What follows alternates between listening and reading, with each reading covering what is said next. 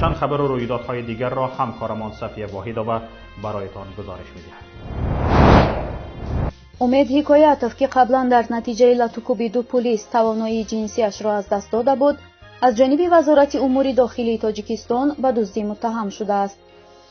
вазорати корҳои дохилӣ аллакай алайҳи ӯ парвандаи ҷиноӣ оғоз кардааст.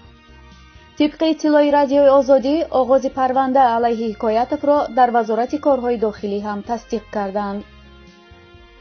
аммо шарҳ надоданд ки ҳикоятов дар дуздии чӣ чизе муттаҳам мешавад ва воқеа дақиқан кай рух додааст. байни шикояти умед ҳикоятов аз бадрафтории милиса ва ба дуздӣ айбдор шудани ӯ 3 моҳ фарқ аст. дар ҳоле додситонии шаҳри душанбе парвандаи шиканҷа шудани ҳикоятовро ба далели исбот нашудан қатъ намуд ки акнун худи шикояткунанда ба дуздӣ муттаҳам мешавад. яъне парвандаи дуздӣ пас аз 3 моҳи шикояти ӯ боз шудааст. гулчеҳра холматова вакили дифои ҳикоятов гуфтааст, хабари боз шудани зер ҳимояшро аз мақомот шунидааст, вале аз тафсилоти он огоҳ нест. наздикони умед ҳикоятов аз боз шудани парвандаи ҷиноятӣ нисбати ӯ изҳори бехабарӣ карданд. қазияи латукӯби умед ҳикоятов 5 моҳ қабл расонаӣ шуд ва нигарониҳои зиёдеро дар ҷомеа ба миён овард.